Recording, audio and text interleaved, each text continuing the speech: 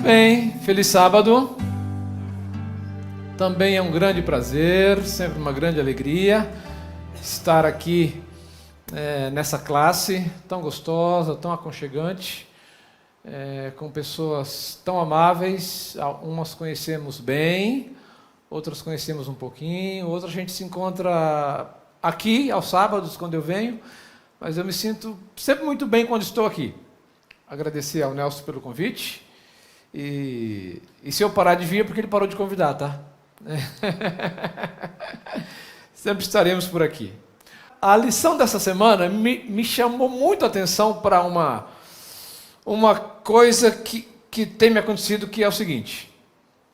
O pessoal tem feito muita brincadeira porque há uns 3 anos eu não usava barba, né? Ou menos até, há 1 ano e meio, 2. Então tem gente que pergunta, você está judaizando? Né? Agora você vai ser rabino, você agora vai ser ortodoxo. Outros mais ousados dizem assim, você é da Al-Qaeda agora, né? Agora você pertence a um outro grupo aí. Outros dizem, não, acho que você escolheu o ISIS, né? Que é mais recente, é um pouco mais agressivo, é um pouco mais, enfim, né? E por aí seguem as brincadeiras, né? Outros dizem, você agora é do Estado Islâmico, não é? Que está tentando a sua conquista ali na Síria e tal. E eu fiquei pensando, sem contar aqueles amigos engraçadinhos que falam que o Enéas voltou, não é? Que o Bin Laden ressuscitou, enfim. E eu fiquei pensando nisso, e é claro que eu lido isso aí, quem entrar nas minhas mídias vai ver que tudo isso a gente tira com tranquilidade, não é?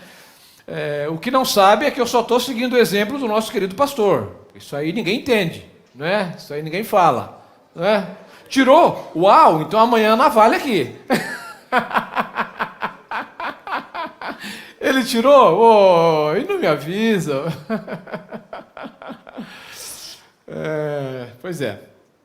Deixa para lá. Então, queridos, por que essa fala?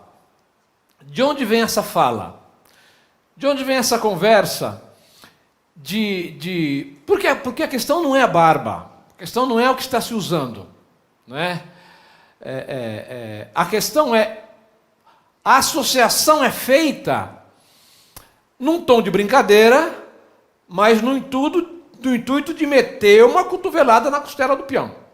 Essa é a ideia, não é? Você fala num tom de brincadeira, mas você associa a uma persona não grata. Ou pelo menos uma pessoa muito hilária, como era o caso do nosso ex-candidato à presidência, lá atrás, né, que eu já mencionei aqui. Ou então associa a um grupo que é satanizado pela mídia, que nós não vamos entrar nessas questões políticas hoje, absolutamente, né? Mas, de qualquer maneira, é um grupo que a gente olha com esse viés receoso, com esse viés de receio, né?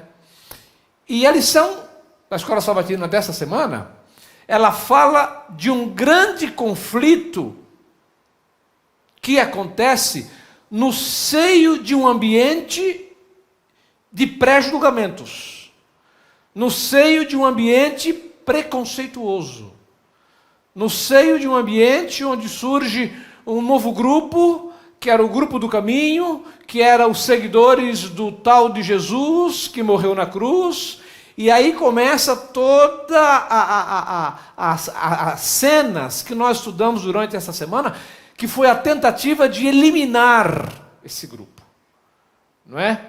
Por conta do preconceito contra esse grupo. Certo? Certo. O inverso é verdade? Também é verdade. Porque você encontra esse mesmo grupo que esteve com Jesus, que caminhou com ele, que comeu com ele, que orou com ele, que dormiu com ele, que viajou com ele, que parava nas pousadas com ele, que visitava os amigos com ele, que fazia jantares com ele, que almoçava com ele. Esse mesmo grupo com uma resistência ferrenha, com uma resistência terrível em fazer a abertura do Evangelho. Ao ponto de Jesus ter que falar de maneira muito escrachada. Olha, começa em Jerusalém, vai para Samaria, e eu fico imaginando Jesus falando, agora, por favor, não deixem de ir aos confins da terra. Quando eu penso em Jesus falando da pregação do Evangelho nos confins da terra, desde pequeno, sempre me vem à cabeça o Brasil, ou pelo menos a América Latina, ou as Américas aqui. Porque se nós estamos falando ali do mar Mediterrâneo, se estamos falando da Palestina, o confim da terra é aqui. Não é? Se a frase é dita lá, o confim da terra é aqui. Se a frase fosse dita aqui em Hortolândia, o confim da terra seria lá o Mediterrâneo, a Jordânia, enfim. Mas você vê a preocupação de Jesus com quebra de barreira, com quebra de preconceito, com quebra de ideias preconcebidas. E é disso que a lição está tratando essa semana. E no estudo da lição, nós corremos o risco de sermos rasos, rasteiros. Por quê? Porque conhecemos a história, as histórias contadas. E quando a gente conhece a história, a gente lê a história e pega o significado aqui, pega no Lições da Bíblia, pega no comentário do pastor Bulhon, vai no comentário da CPB, e a gente vê os comentários e está tudo certo, e fechamos ali, tá? Então, nos foge um pouco a possibilidade de refletir. E eu penso que a classe da lição, da escola sabatina, é exatamente quando nós podemos ter a possibilidade, especialmente hoje com as mídias, de tentar encontrar um viés, não criar, não mirabolar, não é? Mas criar uma compreensão que eventualmente não foi comentada no que você viu ontem, no que você viu no comentário de um outro estudioso, uma outra pessoa. Nós até conversávamos sobre isso, né? De postar o comentário da lição para a semana seguinte. Mas eu estou falando já estou me sentindo aqui meio sócio, né? Mas a ideia é continuar postando a lição que foi gravada mesmo, enfim, no sábado anterior. O verso áureo da lição, que agora é verso para memorizar, desculpem, eu sou do tempo em que era verso áureo, né? Atos 4:13, diz assim: ao verem a intrepidez de Pedro e João, sabendo que eram homens iletrados, incultos, admiraram-se e reconheceram que haviam eles estado com quem? Eles haviam estado com Jesus.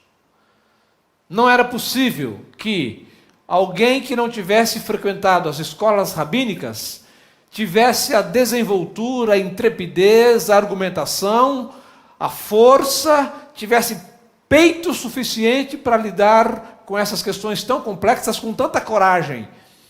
E aí eles reconheceram, não, esse pessoal só pode ter andado com Jesus.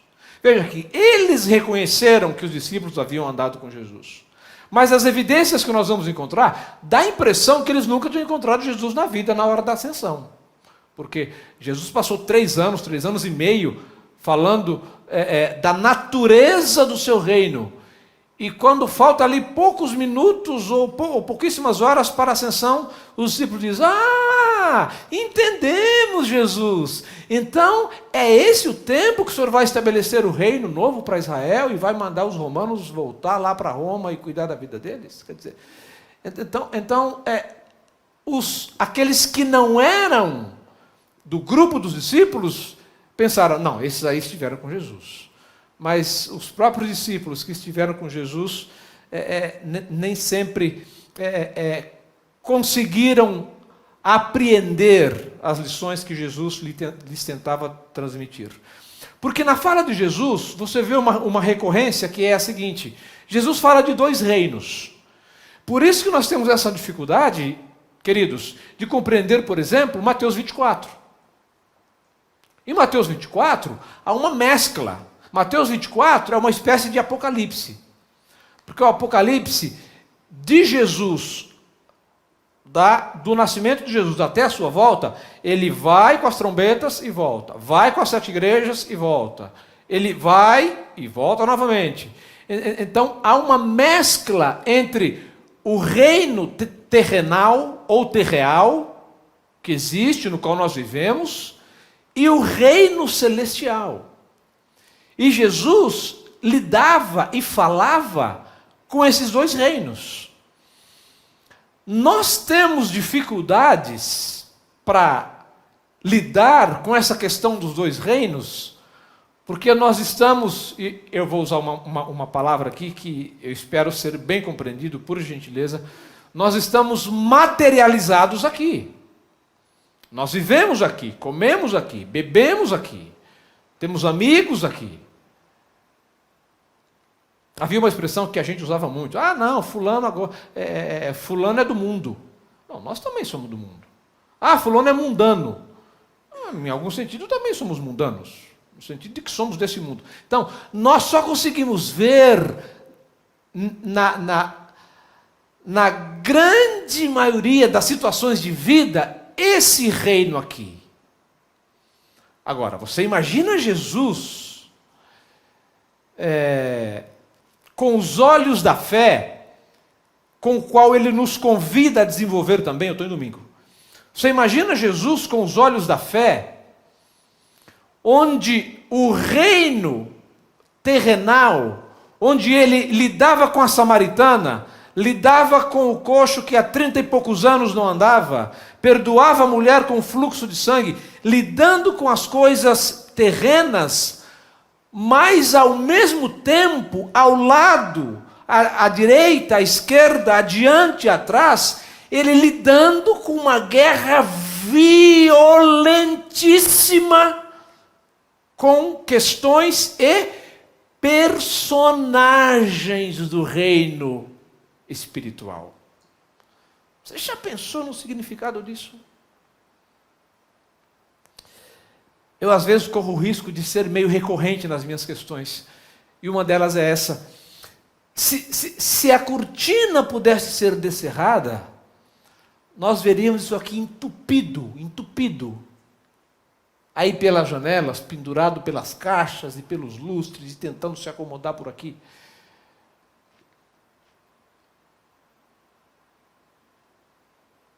Anjos e demônios. Havia uma hoste angelical que acompanhava Jesus, que o fortalecia, que o nutria, que o guiava. Mas havia uma hoste demoníaca que também acompanhava Jesus. Então, ele transitava nesses dois reinos, o terrenal e o celestial. E, quando se tratava desse reino aqui, os discípulos tinham uma preocupação grande, enorme, de que o reino de Israel fosse estabelecido aqui. Por quê? Porque toda a Escritura Sagrada, o Antigo Testamento fala de Jerusalém, de um reino, de um filho de Davi, e quando os textos são colocados lá atrás, eles são messiânicos, mas havia uma aplicação para Jerusalém mesmo, de pessoas que sairiam da Etiópia, eventualmente, iriam para Jerusalém, para conhecer a cidade de Jerusalém, para conhecer o Deus de Israel. Então, era isso que os discípulos tinham em mente, mas o reino espiritual não lhes ocorria. E antes de lhe dar a palavra, só quero mencionar uma coisa interessante aqui, já indo para a segunda, que eu gostaria de concluir na quinta e sexta-feira mesmo, para a gente não perder nada. Veja, os discípulos passaram quanto tempo com Jesus? Histórica, a gente conhece na história. 3 anos e meio. Após a morte, mais quanto tempo? 40, após a morte e ressurreição, né? Mais 40 dias. E ali parece que Jesus deu um intensivão para eles. E na hora da ascensão, eles não tinham entendido bulhufas. Mas com 10 dias de oração, tudo ficou claro. Tudo ficou claro.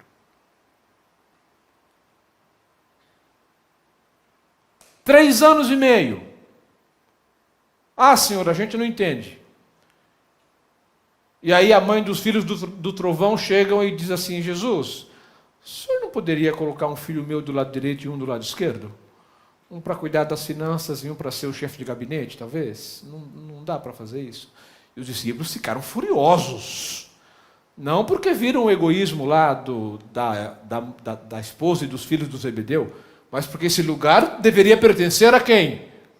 Cada um achava que pertencia para si, por isso que eles se indignaram. A indignação não foi, nossa, como você é egoísta. Não, a indignação foi, opa, esse lugar é meu, cara. O que você está pensando?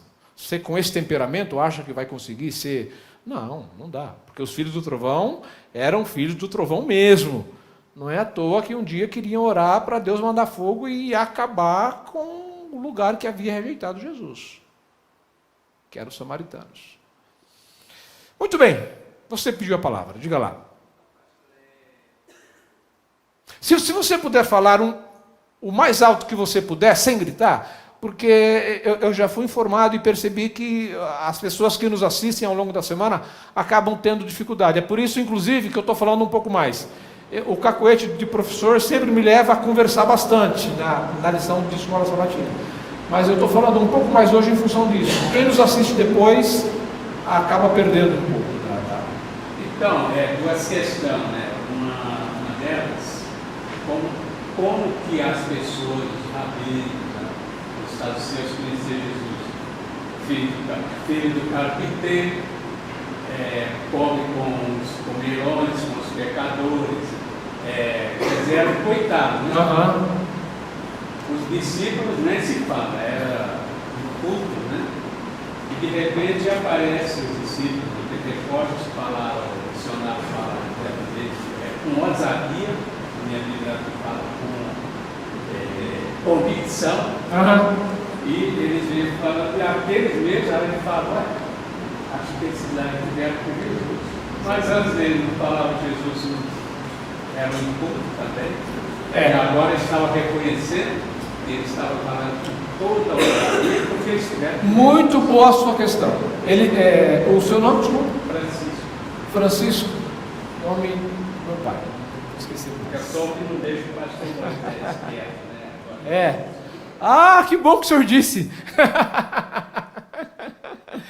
Então, queridos, o que ele diz é o seguinte: se Jesus era visto como um inculto, alguém que não foi na escola dos rabinos e tal, e havia um preconceito com Jesus, como é que eles vêm dizer agora que reconheciam que eles haviam estado com Jesus exatamente pela intrepidez?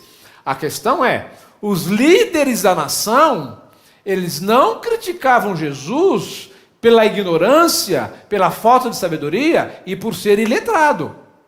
A questão com Jesus era, você não é dos nossos. Porque quando Jesus surge aos 30 anos, rapidamente começou uma CPI e entenderam, peraí, esse aí não é aquele que há 20 anos atrás veio aqui e deu um banho na gente, violento, e nós tivemos que sair com a orelha murcha, e ele com 12 anos de idade.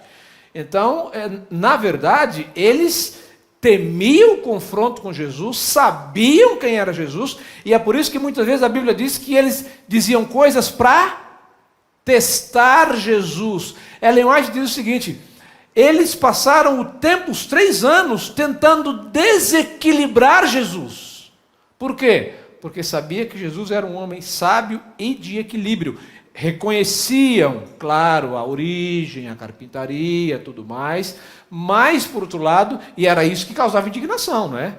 Eles diziam, mas como que esse homem sabe essas coisas todas se ele não veio estudar com a gente?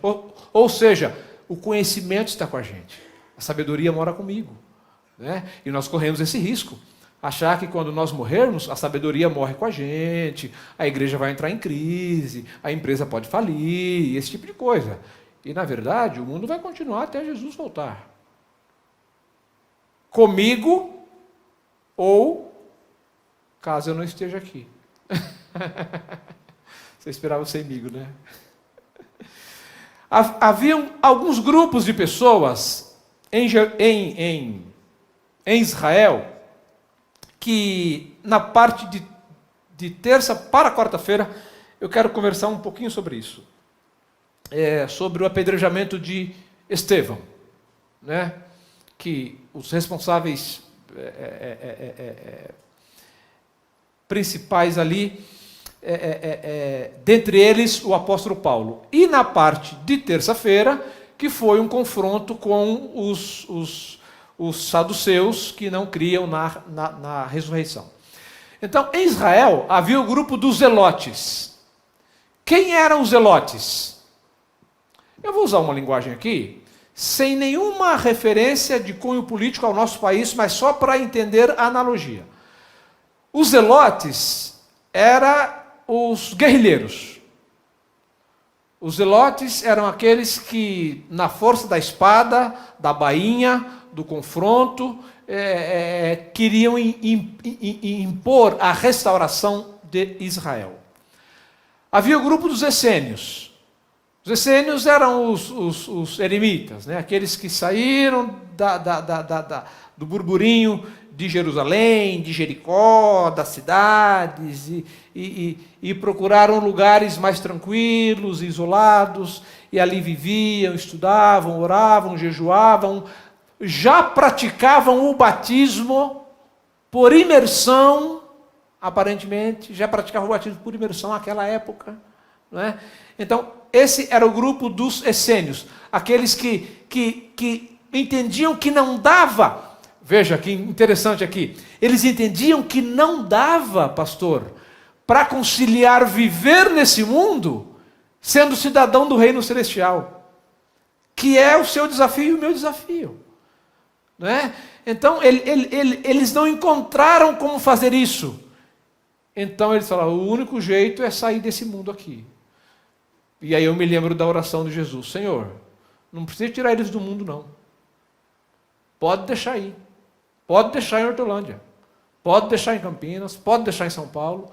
Pode deixar em Nova York. Pode deixar em Londres. Pode deixar em Toronto. Pode deixar em São Paulo. Pode deixar na favela da Rocinha. Pode deixar. Deixa lá onde está. Mas os livre e os proteja do mal. Jesus não está pedindo para a gente... Claro, depois temos as orientações de Ellen White para um tempo determinado, e não é disso que estamos falando agora. Depois havia os fariseus. Os fariseus era a elite intelectual. Os fariseus pertenciam ao grupo dos os mestres da universidade ou dos centros de conhecimento judaico. E havia os saduceus. E veja que coisa interessante. Os fariseus eram o que nós chamaríamos hoje de os administradores da nação. As leis.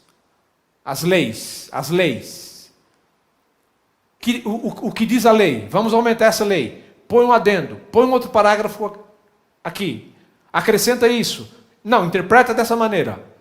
Esses eram os fariseus. Os essênios tinham como a maior preocupação o poder. Digo melhor, os essênios não. Os saduceus. O grupo sacerdotal era controlado pelos saduceus. Os sacerdotes eram saduceus. Agora, veja que coisa interessante.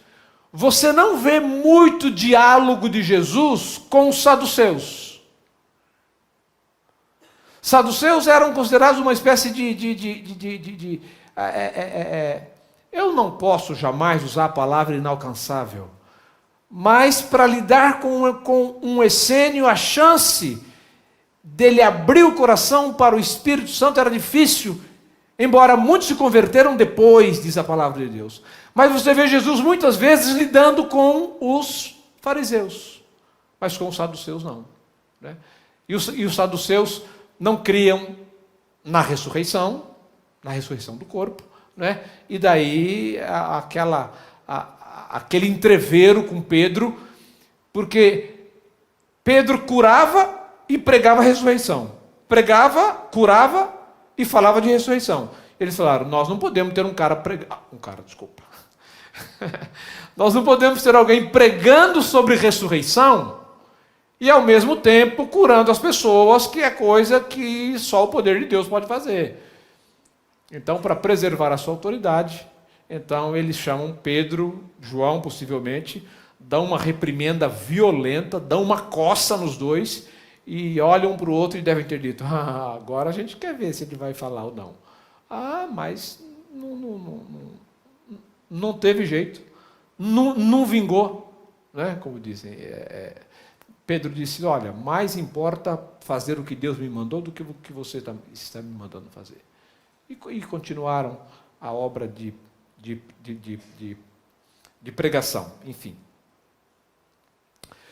No grupo todo de Israel, como já mencionei, haviam os zelotes, os essênios, os fariseus e os saduceus, e embaixo da pirâmide havia um outro grupo. Havia um outro grupo, que era o que eles chamavam de a plebe maldita que não guarda a lei. Eram aqueles que não pertenciam aos círculos acadêmicos e não tinham fortuna suficiente para financiar as falcatruas da alta cúpula em Jerusalém, que estava muito ligada aos governadores romanos. Então, as pessoas comuns era a plebe maldita que não guardava a lei. E quando Jesus precisou de 12 homens para ficar 3 anos e meio com eles, depois mais 40 dias, sem entender, entenderam muito, mas sem entender o essencial, talvez, e depois conseguirem entender em 10 dias de oração, Jesus vai procurar os seus discípulos onde?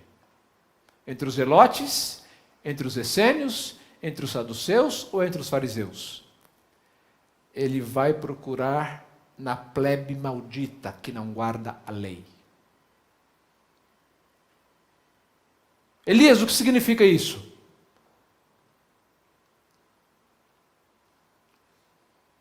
Só me vem à mente um texto. E eu não preciso, não posso e não tenho resposta para todas as questões, nem para aquelas que eu mesmo formulo.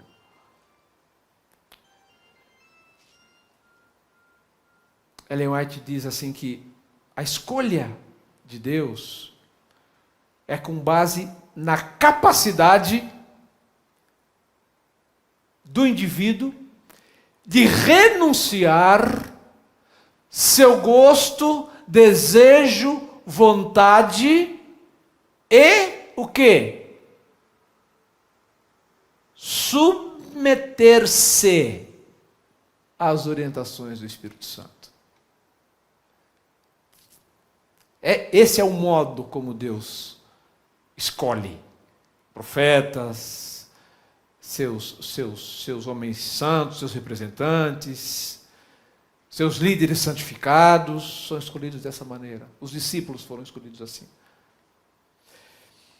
E a gente já vai para a parte final, a partir de quarta-feira, que está muito ligada com a parte de quinta também, onde nós falamos do apedrejamento de Estevão, mas eu gostaria de, se me permitem, no tempo que nós temos aqui, 5 minutos, 8, 10 minutos, é isso?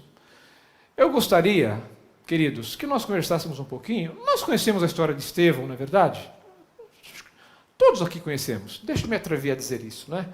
Todos aqui conhecemos a história de Estevão, o primeiro mártir, foi apedrejado, né? Com o apedrejamento de Estevão, termina as 70 semanas de Daniel 8,14, né? Da purificação do santuário e da sequência do capítulo 9 também. Ali as 70 semanas são terminadas, e agora o evangelho pode ser pregado aos gentios, enfim. Mas tem uma coisa aqui que me fez engolir meio seco.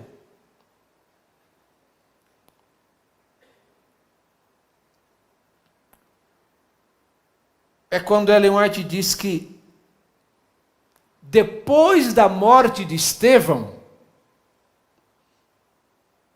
isso está na lição de quarta-feira, para quem tem a edição comum, normal. Na parte de quarta-feira, você tem a pergunta 4, depois tem o primeiro parágrafo, segundo parágrafo, terceiro parágrafo, abre aspas. Depois da morte de Estevão, Saulo foi eleito membro do conselho do Sinédrio, em consideração à parte que havia desempenhado naquela ocasião. Você já parou para pensar no significado disso aqui? Isso aqui foi um pontapé na boca do meu estômago. Não isso aqui, mas a maneira como Deus reverteu isso aqui depois. Isso é que é maravilhoso. Então, a parte de Saulo foi tão cruel, foi tão violenta. Não, ele ficou lá segurando a túnica. Que segurando túnica nada? Lê isso aqui. Não, ele só ficou segurando as túnicas. Não. Ele pegava mandato de segurança, livre, com liberdade para abordar quem quisesse, e encarcerar, e mandar matar. Eu imagino que o restante da vida de Paulo, a sua entrega foi tamanha a Deus, como uma maneira de dizer: Senhor, eu sei que o Senhor me perdoa pela graça, mas me permita tentar reparar um pouquinho daquilo que eu fiz. Alguns acham que o ai de mim, se não pregar o Evangelho, ele tinha isso na cabeça. Porque ele não apedrejou sozinho, claro. E talvez nem tenha ele lançado pedra. Mas enfim, a parte, a arquitetura da prisão de Estevão e apedrejamento foi uma obra intelectual de Paulo. E como prêmio pela sua excelente atuação, os líderes disseram: opa, esse aí merece todos os nossos aplausos, considerações, condecoração. Vamos elegê-lo como, então, ministro do Supremo Tribunal Federal. E foi nomeado, foi empossado. Foi um instrumento usado por Satanás para a obra sinistra do apedrejamento de Estevão, que é o primeiro diácono a ser mencionado. Não estou dizendo que era o mais santo e nem o único que tinha o Espírito. Mas no texto ele é o primeiro a ser mencionado e é dito dele que era um homem cheio do Espírito. E Satanás usa as engrenagens mentais avançadíssimas de Paulo para destruir esse primeiro diácono.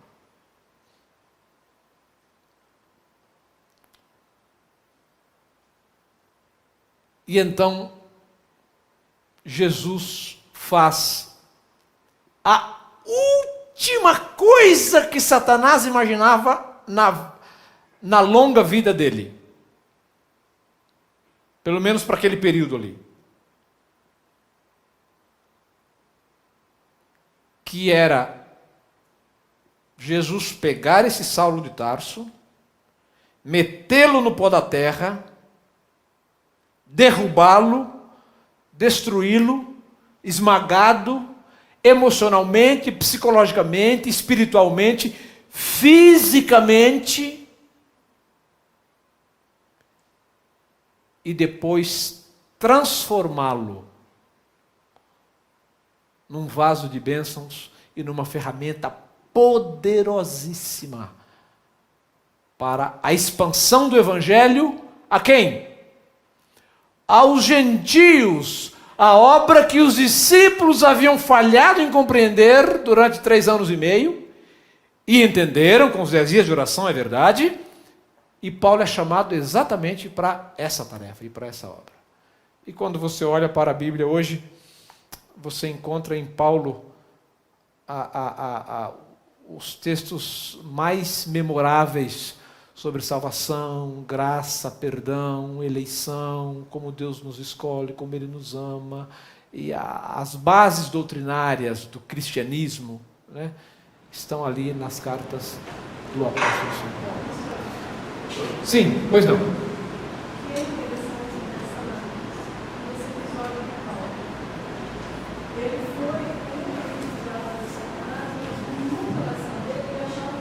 Sim, sim.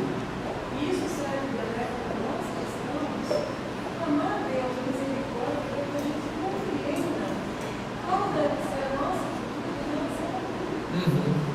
Para que a gente também, achando que está salvo, está aqui na igreja, está estudando a missão, está tudo certo, e às vezes você não faz a coisa errada.